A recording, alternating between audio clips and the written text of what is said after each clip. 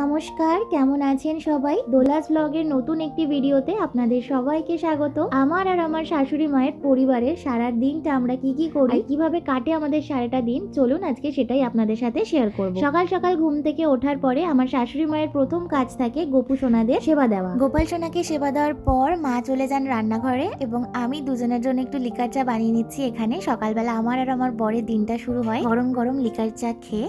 তারপর আমরা দুজন আমাদের মতো রেডি হতে চলে যাই, আর এদিকে মা আমাদের জন্য সকালের খাবারটা তৈরি করে ফেলে, আর প্লাস আমার জন্য আমার টিফিনটাও রেডি করে দেয়। যেমন আজকে সকালে মা রান্না করেছিল পাস্তা। মায়ের হাতের পাস্তাটা কিন্তু জাস্ট দারুণ খেতে হয়। তোমরা যদি রেসিপিটা জানতে চাও অবশ্যই কমেন্ট সেকশনে জানিও, আমি একদিন পুরো রেসিপিটা তোমাদের সাথে শেয়ার করব। তো কথা বলতে বলতে মায়ের পাস্তাটাও কিন্তু রেডি হয়ে গেছে। দেখো কতটা লোভনীয় দেখতে হয়েছে, খেতেও কিন্তু জাস্ট অসাধারণ হয়েছিল।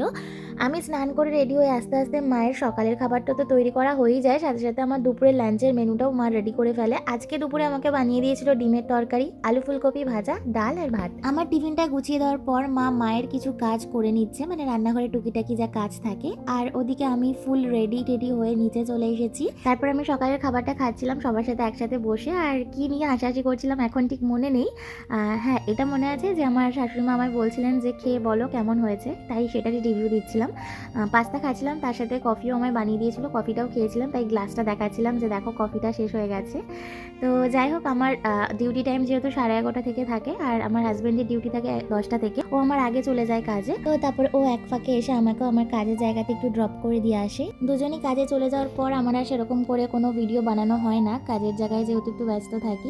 বাড়ি এসে রাত্রেবেলা মা বানাচ্ছিল রুটি, আর তার সাথে বানাচ্ছিল হচ্ছে ডিম কষা। সেটারও রেসিপি তোমাদের সাথে কোনো না কোনো একদিন অবশ্যই শেয়ার করব। যেহেতু আমরা রাতে সবাই একসাথে বসে খাওয়ার চেষ্টা করি, তাই আমাদের বাড়িতে রাতের রান্নাটা একটু দেরিতেই বসানো হয়, কারণ আমরা সারাদিন যেমন তেমন যে যার মতো খেয়ে নিলেও রাতটা চেষ্টা করি সবাই একসাথে এক জায়গায় বসে খাওয়ার। তো কথা বলতে বলতে মায়ের রান্নাটাও প্রায় শেষ। এবার মা আমাদের সবার জন্য খাবারটা বেড়ে দিচ্ছে, আর আমরা রাতে বললামই সবাই যেহেতু একসাথে খেতে বসি, তাই সবার জন্যই মা খাবারটা একসাথে বেড়ে দিচ্ছে। তো চলো আজকের মতো ভিডিওটা আর বড় করলাম না, এখানেই শেষ করছি। দেখা হবে তোমাদের সাথে নতুন আরেকটা ব্লগে, ততক্ষণের জন্য পাশে থেকো।